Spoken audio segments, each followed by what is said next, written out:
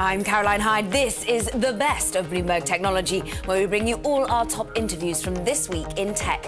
Coming up, the president-elect meets the press. Donald Trump faces reports on everything from Russian hacking to the media itself.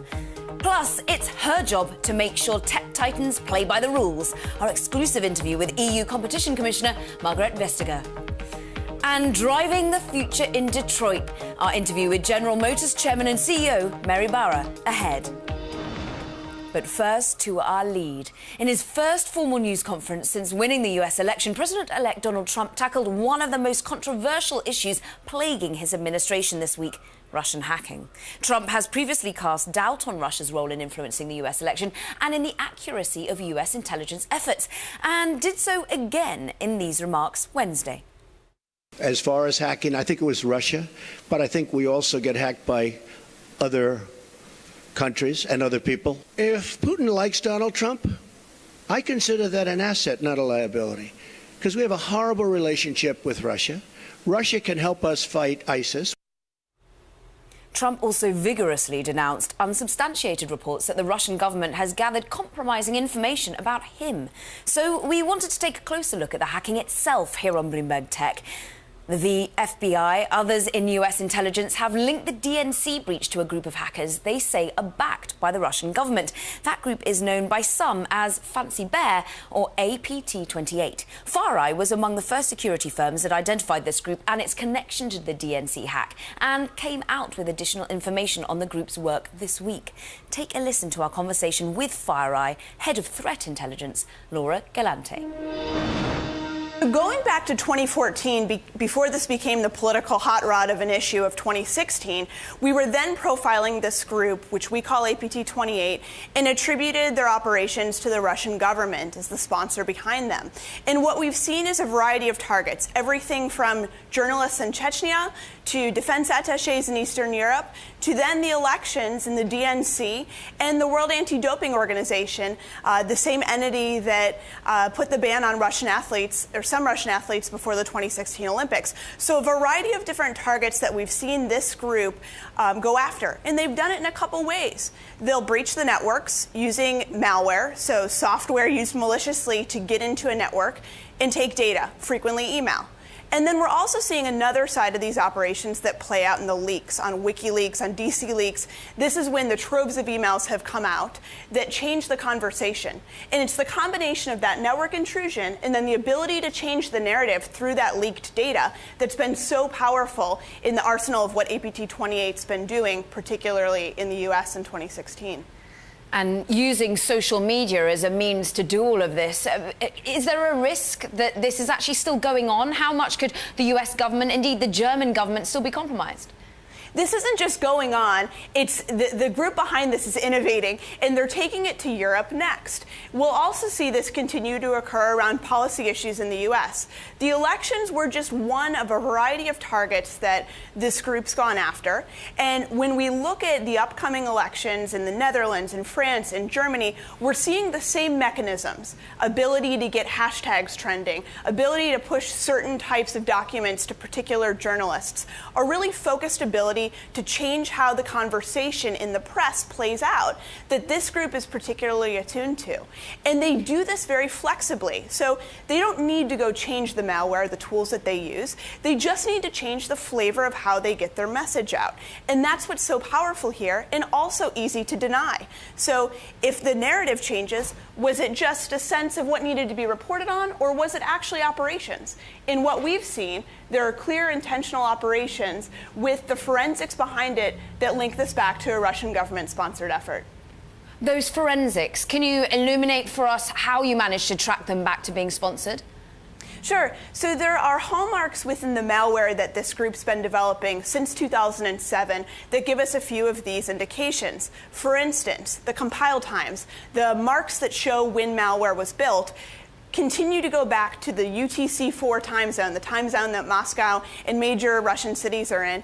And over 90% of the samples that we've tracked over time align to the working hours, 9 to 5 p.m., when this malware was compiled.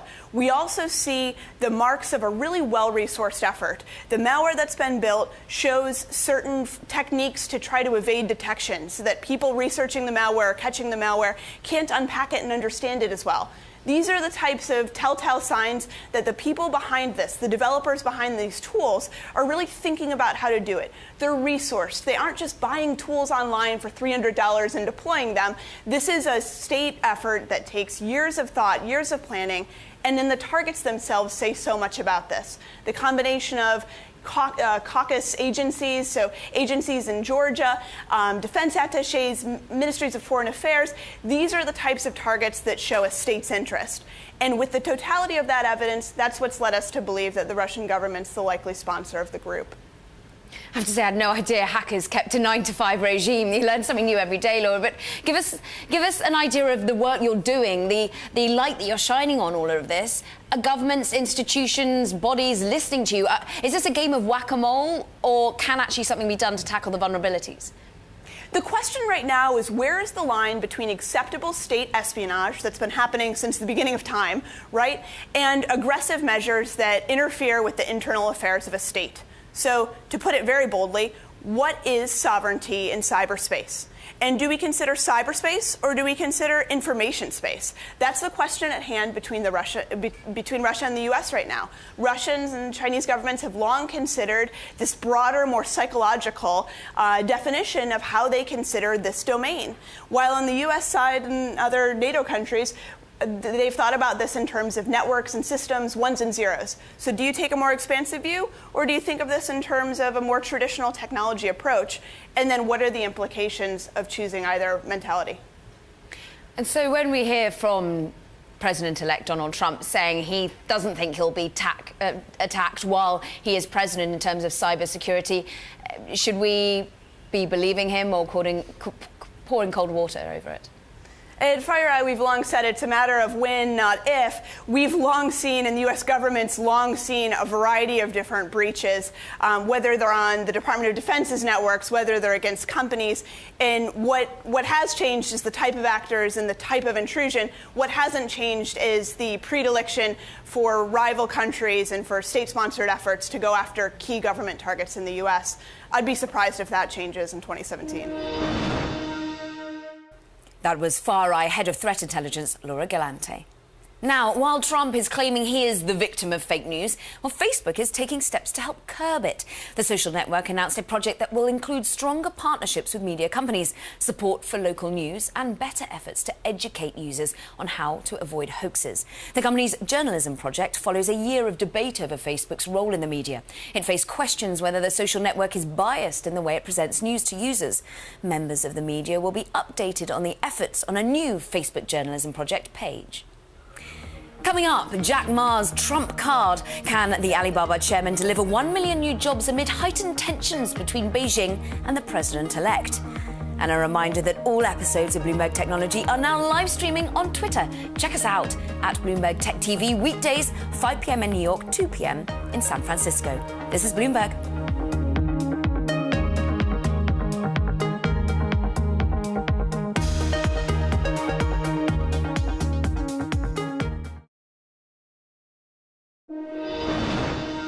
Alibaba Group chairman and founder Jack Ma met with President-elect Donald Trump Monday at Trump Tower. Ma says the two men discussed how Alibaba is focused on creating 1 million US-based jobs over 5 years. It's a very productive meeting. We discussed about helping the American small business selling things through Alibaba platform to China and to Asia. So we mainly talk about small business, young people, and American agricultural products to China. And we also think the China-USA relationship should be strengthened, should be more friendly and do better. Ma's visit is the latest from a growing list of business leaders and CEOs eager to work with the president-elect. Bloomberg's David Weston caught up with General Motors chair and CEO Mary Barra for an exclusive interview at the North American International Auto Show and spoke first about the upcoming administration. There's a lot of opportunity. We have more in common with the administration and the president-elect than we have at odds. And we're looking, I think, to strengthen the country, strengthen, obviously, business performance, because we're a big provider of jobs. We provide over 100,000 really good paying jobs. And also then looking for some reforms, some regulatory streamlining. And, you know, he's already made statements about the tax code. Those are all things that are going to improve our business, allow us to reinvest. So there's opportunity there for you as you look forward. I definitely believe there is. And also people needing to understand this is a very complex business with long lead times. I mean, the products, the Bolt EV, which is built in Lake Orion, Michigan, and the Traverse that we just launched as well is built in Lansing, Michigan. Those were decisions made a few years ago. And so we need to understand how investment is made, but then look for the opportunities. Let's talk about autonomous vehicles for a bit, because that's something you've invested in a lot. You've been on the cutting edge of. Where does that project sit right now within GM? How are you doing? And everybody now is announcing some sort of autonomous venture. How are you doing against the competition? Well, you know, I think we feel very good about where we're at. We have vehicles, you know, getting real-world experience in San Francisco, in Arizona, and now in Detroit.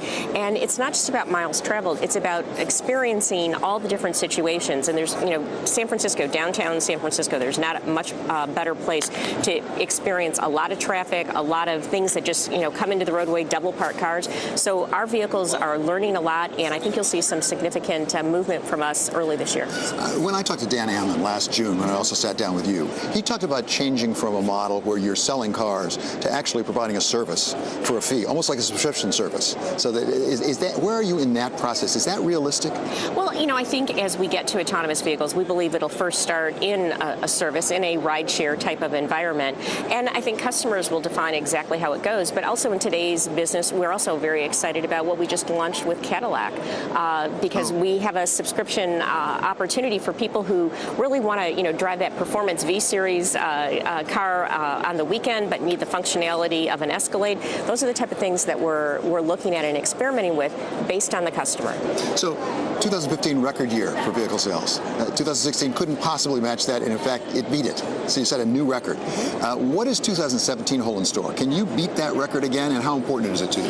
Well, you know, we think we're going to have another very strong year, much like 16, and at General Motors, we're looking to continuing to improve. So that's our goal, to build on the momentum of 15 and 16, carry that into 17 on top of great vehicles like the Bolt EV, the Chevrolet Traverse, the GMC Terrain, and we think we can have and are working hard to make sure we deliver another strong year. So you have to have great product that people want to buy.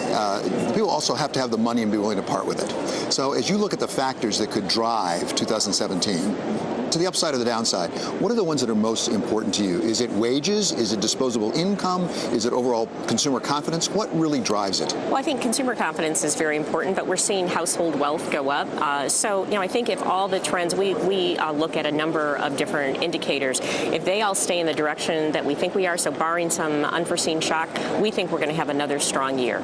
So one of the topics that's much discussed is wages, whether we're starting to see wage growth. We just had numbers come out on Friday that indicated some wage growth. You're a big employer in the United States and elsewhere. Are you seeing wages go up materially? You know, I think they're going up as expected. And, you know, as we look across, that's very important that we manage that, but also understand where we fit. I'm very proud of the fact that of the 100,000 jobs, you know, whether they're technical jobs, whether they're assembly jobs or in our manufacturing unit, we have good paying jobs that allow, you know, people to live a very good life. Still ahead, our exclusive interview with EU Competition Commissioner Margaret Vestager, her regulation battles with US tech giants from Google to Apple.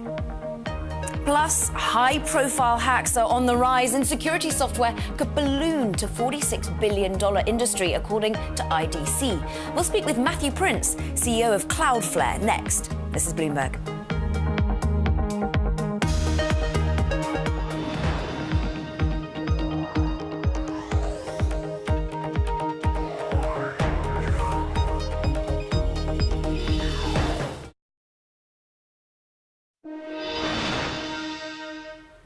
As 2017 gets going, the US tech giants are gearing up for the hurdles they face in Europe. Companies like Apple, Facebook and Google all head to court to settle a number of cases regarding taxes and privacy. Bloomberg's David Gura spoke exclusively with the European Union's Competition Commissioner, Margaret Vestager, who has famously targeted these tech titans. Take a listen. Well, I consider this a very important issue because we cannot do our job if we do not get the right information from the businesses in question. And the concern that we have here is that Facebook didn't give us the right information during the merger procedures. And that, of course, is a huge problem if that appears to be true. Because if we're not told the full story, well, then we will not be able to take right decisions and enable competition also on the other side of each and every merger. And that is why this is so important, both in the concrete case, but of course also as a takeaway for the entire business community, that we will police our procedures to make sure that we get the right information when we ask for it, because otherwise we cannot do our job. And we try to do that as best as possible within the very, very short deadlines that we work in. You've been looking at Google as well. You've gotten a reply. The European Union has gotten a reply from Google. How satisfied are you with what that company had to say? Well, we just got the last part of the Android answer, so we are in the process of analyzing it, and therefore it is too early to say what will be our final decision. But we are in the process of going through it. It's very substantive, and obviously there's a lot of data to go through. So in that respect, it is too early. But now we have the working material. We have the answer from Google on the cases in question. You've seen the rise of populism, as we all have, the shifting political firmament, and I wonder what that means for you in your office and for looking at competition in general. Well, I think that it's very important that people see that we do our best to do the job ahead of us, to make sure that citizens are not being cheated when they're in the marketplace, that businesses do not agree with prices in the back office or petition the market, but that businesses actually do compete with products, prices, the services that they can offer customers. Because I think for every citizen, it is important to see that the authorities do their job, and they do the job actually to service the citizens in behalf of the citizen, where the individual might be too small, but where we together actually can do something good for making our societies work. In that respect, I think that it's important what we do. How pivotal do you see that Apple case, the Apple Ireland case, as being to your office? It certainly elevated you to a new prominence, made you better known perhaps in Silicon Valley, and there are those who have some animus toward you as a result of it. How do you make that relationship better between your office and tech firms in Silicon Valley? Well, we, of course, try to make it absolutely clear that we have no issue or no grudge against any company. What we're aiming at is behavior. For instance, the thing that happens if one company or a group of companies are given state aid which is not available to other companies, that seriously sort of unlevels the playing field. That disables fair competition, and that is the issue. I don't think that as a company, when you are a competitive, when you have a competitive culture, you want to innovate, you want to present the best products to potential customers. Well, how can you approve of your competitor having benefits that are not open to yourself? And in that respect, of course, we also serve the business community by enabling fair competition. The EU's Competition Commissioner, Margaret Vestager there. Now, cyber threats remain a major concern for businesses and government agencies alike going into 2017. This week, we got reports that both ECB President Mario Draghi and former Italian Prime Minister Matteo Renzi were among those hacked in a massive cyber spying operation leading to 2 arrests. Our next guest runs a fast-growing cybersecurity firm with clients in more than 50 countries. He says that it's time to build a better internet to ensure the number of hack attacks drop. Here's Cloudflare CEO Matthew Prince. You know, I think that we have already seen what 2017 is going to bring in the end of 2016, where large cyber attacks against firms like Dyn that brought down a substantial amount of the internet, and then attacks against the various presidential campaigns were a big part of the story at the end of 2016, and we just don't see that decreasing in 2017. So more and more, you know, we're busy at Cloudflare. When you are seeing the attacks coming in, does it matter particularly as to where they're coming from? Have you identified particular regions, particular groups that continue to be the perpetrators? Because as much as we just seem to always be saying, oh, China, Russia, but actually are there many different countries where this comes from? You know, one of the things that's amazing about cyber attacks is that they're incredibly democratized. We see some of the largest attacks launched by what turn out to be 15-year-old kids in the UK, where at the same time we see large attacks launched by nation-state actors as well. And so I think it's often very hard to attribute who the attack is being actually launched by. We often have some circumstantial evidence based on who is being attacked, but from our perspective at Cloudflare, regardless of who's launching the attack, we want to always be able to stop it. And the weak spots are going to become more plentiful as the Internet of Things becomes an actual reality, not just something we witter on about as journalists and interested technologists. IoT, mobile, what are the key threats when it comes to the building up of frequency? You know, I think what people didn't understand about IoT was, you know, everyone thought, why does it matter if my toaster gets hacked? But what we've learned from the last few months is that if your toaster gets hacked, then it can be sort of commanded into a virtual army to then launch attacks against other pieces of critical infrastructure. And so what that means is that if we don't have security around some of the IoT devices in all of our homes, then that is going to make us more vulnerable to those large attacks. And so that's one of the things that we're thinking about at Cloudflare is how can we wrap security around those IoT devices, as well as wrapping it around the big corporations, national governments, other organizations that we help protect. So talk to us about the demand that you're getting. Who is coming to you wanting of your services? Because you're a company that has been building up funding and you're on the IPO trail as well. You need yet even more cash to expand. Is that what it's for? Well, we haven't actually raised money since December of 2014, and I think we're on a path to being a public company. But there are two reasons why companies go public: either because they have to, they've run out of other sources of funding and they need more cash, or because they want to. We're in the fortunate position to be able to pick and choose the timing for what's right for us, and so we'll pull the trigger on that when it's right for us. From the perspective of our customers, Cloudflare today has over 6 million customers. We sign up about 15 to 20,000 new customers a day. They range everything from tiny little mom and pop SMBs up to national governments, Fortune 50 companies. 16 of the 17 presidential candidates, including President-elect Trump, was a Cloudflare customer. In fact, everyone but Hillary Clinton used Cloudflare in order to protect themselves from cyber attacks this last presidential campaign. It's quite a marketing line that you can use. Why, you say you either become a public company when you want to. Why would you want to? Is it because arguably you have more people to answer to? Is it almost a marketing element? Your name becomes more recognizable. I think that the CEO of Zendesk said it best when he was asked why did he go public. He said, at some point you have to move out of your parents' basement. I think there's a right time and place for companies to, be just a couple of people in a garage, to take funding from venture capitalists, to take funding from larger private equity institutions. And then eventually you have a responsibility to your investors, to your employees, in order to take that company public. And so I think that's a path that we're on. We're going to do it when we think the time is right for us, but it's definitely something that we're working toward. In 2017?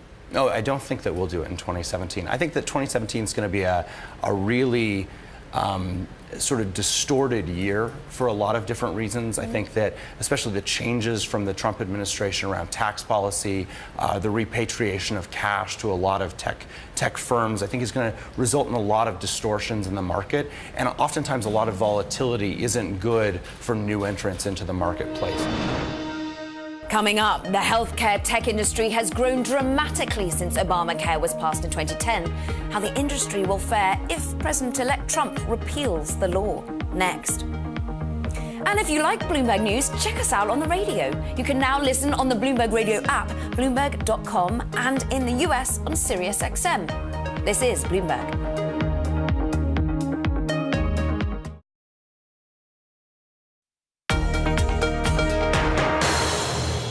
Welcome back to the best of Bloomberg Technology. I'm Caroline Hyde. Speaking at a news conference Wednesday, President-elect Donald Trump said he will repeal the Affordable Care Act. Then Thursday, the US Senate took the first step towards repealing the act in a razor-thin vote. Obamacare helped connect the US healthcare system to a new era of technology. We explored the changes in tech under the groundbreaking law.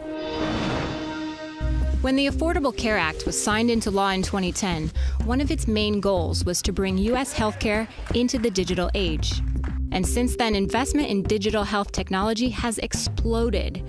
Venture funding in the sector rose from $1 billion in 2010 to $6 billion in 2015. That money is going towards things like electronic health records and computer modeling to track healthcare spending.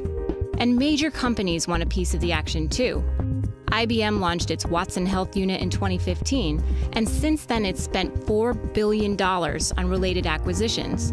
Last year, General Electric said it expected its $1.5 billion healthcare IT unit to grow more than 20% over the next 2 years.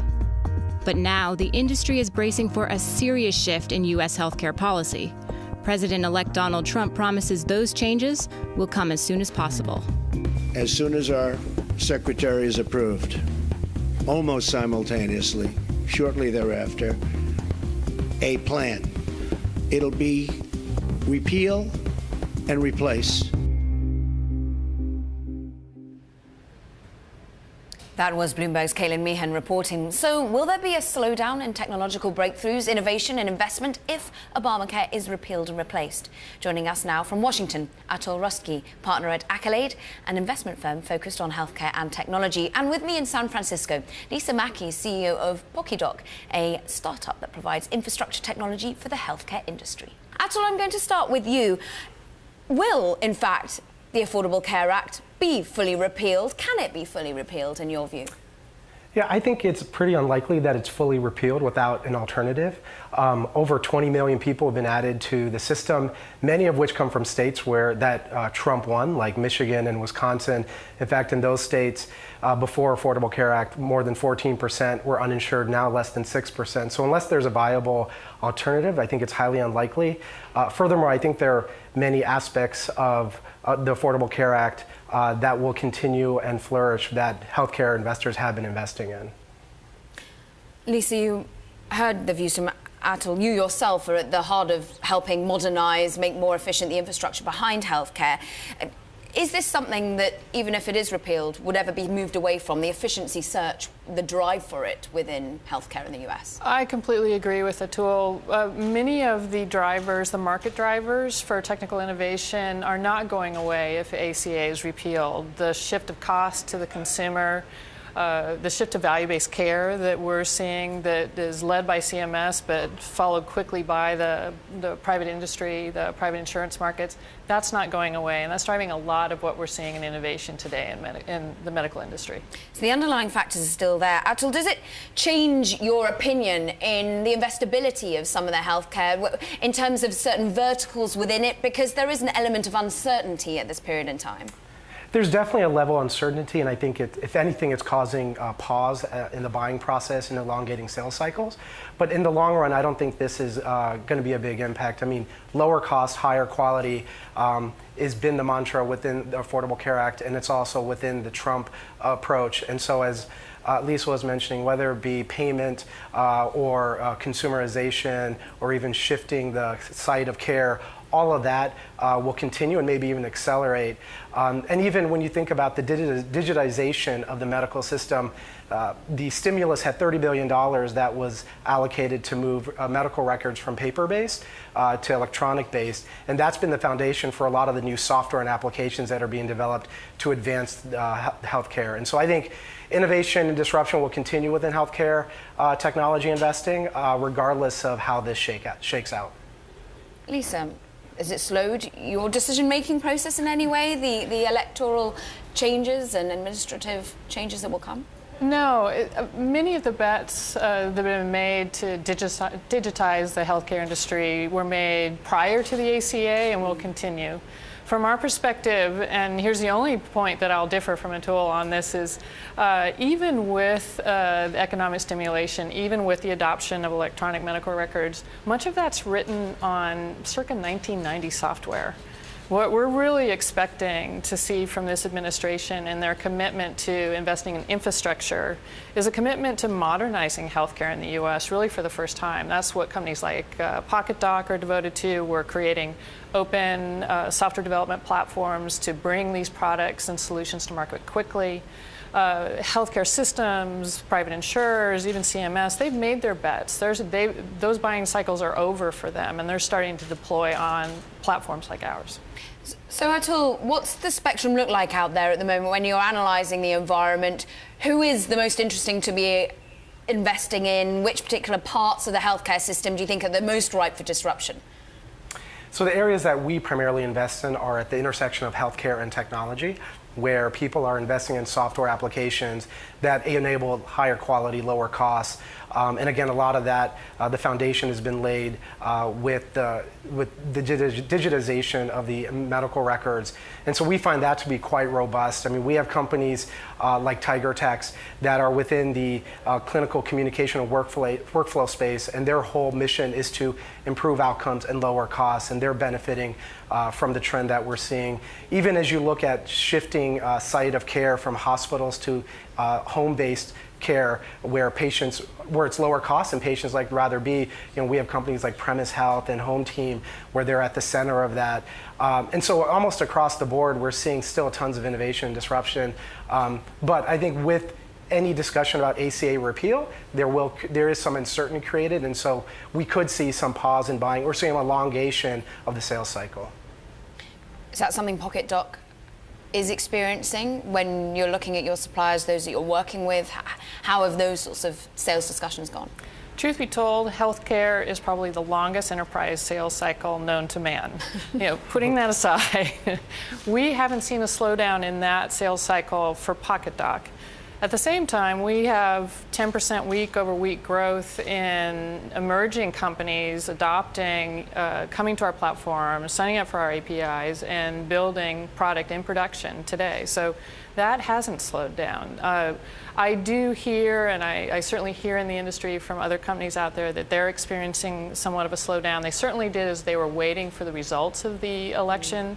Now as we go in, I think most recognize that the ACA, that's not going to impact a lot of what they're doing today. It's certainly not going to impact the out-of-pocket cost to the consumer that's driving a lot of these innovations or new access models, but it will have some effect for sure. And where's the competition when you're looking at startups helping provide these sorts of efficiency to the healthcare? I mean, they must be coming out of Asia as well as Europe. Is it only US companies that will be adopted by US healthcare providers, or do you think they'll go out further afield? I think platforms like ours that provide an open software development platform allow companies from outside the U.S. to enter the U.S. market in ways they haven't before. The other thing it allows is other industries to start to insert themselves into the healthcare workflow, like financing, banks who want to offer financing to consumers who can't afford a particular procedure, or supply chain companies like Amazon who want to start providing different goods and services, durable goods to healthcare. We're going to see a lot more of that as we come into this year and as there is a modernization and move to the cloud across the industry. Still ahead, London snatches Snap, why the social media giant is banking on the UK ahead of its potential $25 billion IPO. This is Bloomberg.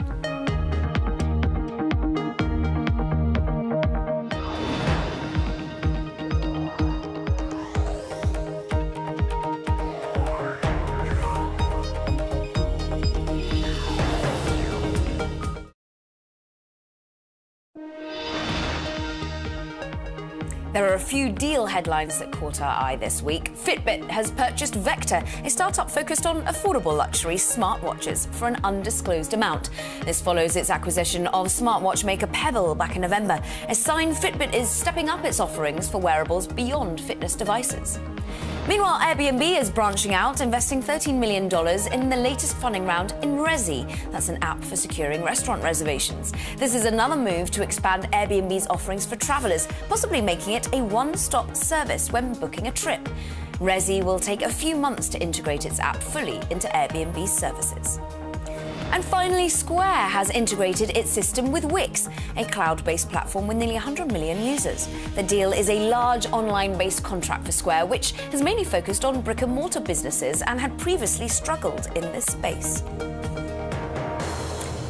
The parent of the popular Snapchat messaging app has named London as its international headquarters this week. Snap also said it will pay British taxes on sales booked in some overseas markets. Now, the move is a win for the UK, as it's been attempting to lure businesses to the country in the wake of the Brexit vote. Bloomberg's Caitlin Meehan reports on the road ahead for Snap's public offering. Snap is gearing up for its hotly anticipated IPO. The parent company of the popular messaging app Snapchat could be valued as much as $25 billion when it hits the public market this year. Once famous for disappearing images, it's now rebranding itself as a camera company. Its first hardware product, Spectacles, has gone viral thanks to an ultra-limited release at vending machines in select cities. Meanwhile, Snap's user base continues to grow at breakneck pace. And although the company's 150 million daily active users are mostly based in the US, it is gaining ground in Europe. Snap does not turn a profit yet, but it is showing revenue growth. eMarketer reports it's on pace to bring in just under $2 billion by 2018. Now, investors want Snap CEO Evan Spiegel to prove he can grow Snapchat beyond its young demographic. For more on Snap Inc.'s choice of London as its international headquarters, we checked in with London-based Bloomberg technology reporter Adam Satariano and asked him, well, was this a smart move by Snap? Kind of formalizing something that's been going on for a little while. They've been staffing up a lot in London over the past year. They're up to 75 people in the city, up from 6 the previous year. But having this as their tax hub is unusual because a lot of tech companies have been putting themselves in Ireland and Luxembourg to take better advantage of lower tax rates. Apple, Amazon, Starbucks, McDonald's, a lot of other companies have been touching on regulators' ire as a result of that. Exactly. Is this potentially a reaction to how we've seen, in particular, the European Competition Commission react to some of the tax arrangements the likes of Apple, for example, had in Ireland? Yeah, I think a lot of companies have been spooked by what they've seen from the European Commission and other regulators going after some of these tax havens. But at the same time, we shouldn't sort of put Snap on a pedestal too much here. I mean, the tax rates in the UK have been coming down. There's some optimism among some business leaders that tax rates would come down even further as a result of that vote. And so they could be trying to get in a little bit ahead of all that. And certainly an upside for the United Kingdom amid what a lot of uncertainty surrounding the Brexit vote last June. Certainly, but for Snapchat, this is a logical hub because the global advertising industry is really headquartered in New York and London, and since that's a big part of their business, it makes sense for them to have such a big office here. They've opened up a shop in the Soho neighborhood. They have one building already open, and they're looking for another one. And is this expansion a slight race ahead of what is expected to be their initial public offering coming as soon as March this year? Yeah, Evan Spiegel, Snap's CEO, a big part of his pitch to investors for this IPO is going to be the company's global opportunities. It's clearly done well in the United States, especially with younger people. But to justify that valuation, which is said to be $25 billion or more, they're really going to have to show that it's going to resonate in other countries. In Europe, they have about 50 million users, 10 million in the UK. And so that number is going to have to continue to grow quite rapidly to justify that high valuation. Bloomberg's Adam Satariano there. Now, let's get an investor's take. Now, as Snap expands ahead of its hotly anticipated IPO, what do money managers, what does Wall Street want to see from the burgeoning social media camera company? Here with me, Sunny Dillon, founding partner at Signia Ventures Partners. Welcome to Bloomberg Technology. UK headquarters internationally, a smart move? I think so. Having worked in Soho myself, it's the hub of the creative industries in London. You have advertising, you have creative agencies, you have other tech companies and startups tapping talent in that local market. So I think just as a hub of creativity, hub of advertising, and as revenue becomes more important going forward, I think Soho is a great place to be. Notably, we're seeing expansion in Europe, but we're also seeing expansion as far as Asia as well. This is a scaling up effect ahead of the IPO, is it? I think so. I think you have to understand your global audience. You have to understand the local influencers, the local types of style of content, what Gen Z messengers are all about in each different territory. They're not a homogenous group. People are very different in terms of their habits and styles of how they communicate and what kind of visual messaging they choose to express themselves. So I think having an international footprint means being closer to your audience, understanding your audience better. So of course what they have to do ahead of the IPO is drum up the excitement that they are worth 25 billion, that they have growth potential outside of perhaps a social media app. How are they doing this at the moment? Yeah, so I think that its CEO is 26 years old. He's kind of stayed very authentic to the target Gen Z and millennial audience that have kind of been the bread and butter of this rapid ascension that Snapchat's seen. So I think evolving way beyond just messaging. And it's been able to show itself evolving over time, most recently with Snapchat stories, with the face filters, with geo filters and lenses, etc. So I think augmented reality is one area that's very, very exciting for Snapchat. I think that increased activity with brands and better targeting and better analytics are another area that will fuel the revenue machine that a public company needs to kind of fulfill. And a whole host of other things just quite, on that similar trajectory. But AR is pretty much the most exciting, I think. I think what's interesting there is you talk about working with businesses in the same way that sort of Facebook leveraged not only building ecosystems, helping gaming companies, but also working with huge brands, the Unilevers, to target you and I. Sure. How much is it copying Facebook? How much is Facebook copying them? Yeah. I think the biggest, most egregious kind of copycat move was from Instagram, copying Instagram stories.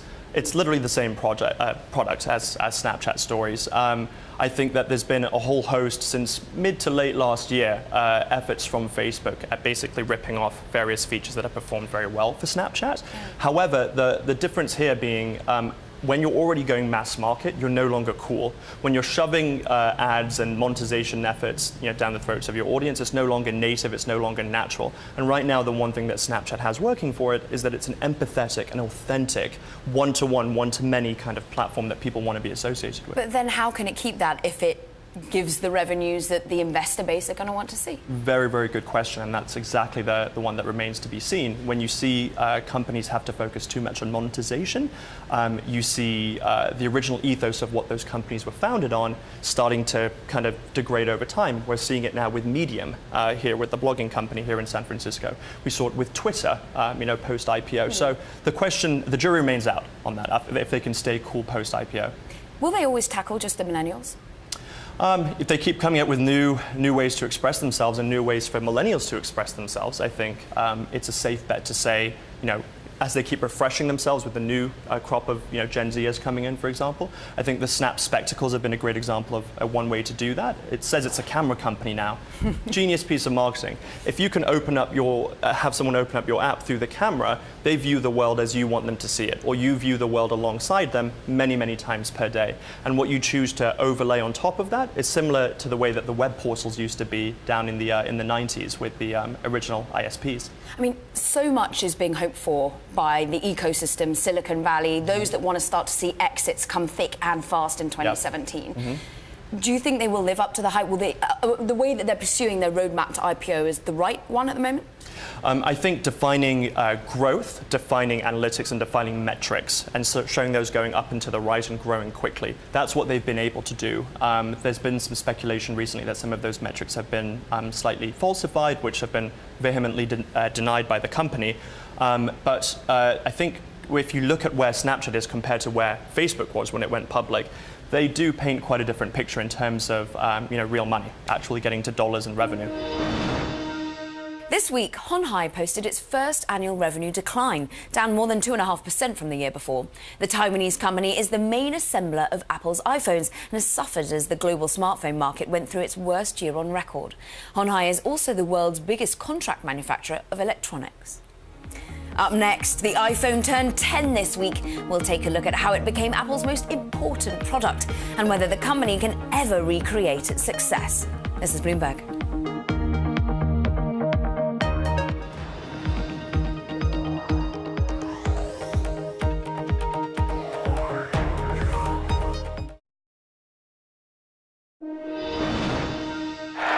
Today, Apple is going to reinvent the phone. 10 years ago, Steve Jobs first unveiled a new product called the iPhone.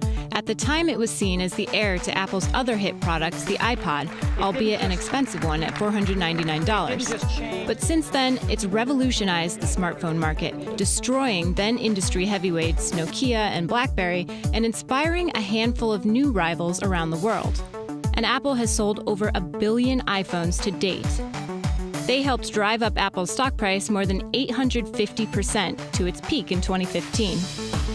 In 2016, Strategy Analytics reported that smartphone operating profit hit $9.4 billion worldwide. Apple alone made up 91% of that. But with these numbers come high expectations. The iPhone is now Apple's most crucial product, making up 63% of revenue in fiscal 2016. And that's worried some investors because annual iPhone sales fell for the first time last year. And Apple's operating system held on to just 12.5% of the global market versus rival Android's nearly 87% in the third quarter. Still, analysts remain overwhelmingly bullish on Apple's stock, such as Nomura, which believes the upcoming iPhone 8 will shatter all previous sales records. That was Bloomberg's Caitlin Meehan. Now, since the iPhone took off, Apple has been under pressure to prove it can recreate the kind of sales success. We checked back with Activate CEO Michael Wolff. Take a listen. With over 1 billion iPhones being used today around the world and 100 million of them in the United States, they're poised for a large percentage of that base to upgrade to a new iPhone 8. And they've got a lot more coming. I mean, it's likely that they're going to have much more integrations of Siri. Their own messaging app, iMessage, will have bots and another functionality built in. And let's not forget that there's going to be a new operating system next year, likely in the middle of the year. So Apple already has everything they need to be successful, and they don't have to have all of the market. They can skim off the most profitable customers, the ones who will not only buy their phones, but will participate in the iTunes and App Store. Michael, you're sounding pretty bullish. And in fact, over the past decade, ever since they launched their iPhone, the whole market has been pretty bullish. This is analyst recommendations on the Bloomberg. In fact, the majority, all the way back to 2007, have always said buy. The green chart here, I know you can't see, I'm just spilling it out for you here. The green here shows how many analysts say buy this stock. Look at that, 80% at current levels. The lowest they ever got was 65% back in 2008 or thereabouts. Generally, analysts say buy Apple. They look through the gloom. What about their movement into perhaps the emerging markets? Does that spell to you that they could be going for lower margin profits, or will they just go for the higher end products in the growing middle class, higher class in India and indeed the likes of China, where it's slightly slowing down, Michael? Yeah, where Apple comes out with lower cost products, they don't seem to do as well. They can once again, they can go after the premium customer. They can go after the people who want to have the entire Apple experience. All they have to do, really, is to get a large percentage of the billion people today who are carrying around an iPhone to be able to continue that growth. And they've got a lot of other avenues into that growth, including new products like new Apple TV products and a new TV operating system that will allow them to get a lot more revenue out of this, not just in terms of the sale of the phone. Now that does it for this edition of Best of Bloomberg Technology. We'll bring you all the latest in tech throughout the week. Tune in each day, 5 p.m. in New York, 2 p.m. San Francisco, and 6 a.m. in Hong Kong. Remember to tune in on Tuesday. We'll be talking with Neil Reimer, partner and co-founder of Index Ventures. That's all for now. This is Bloomberg.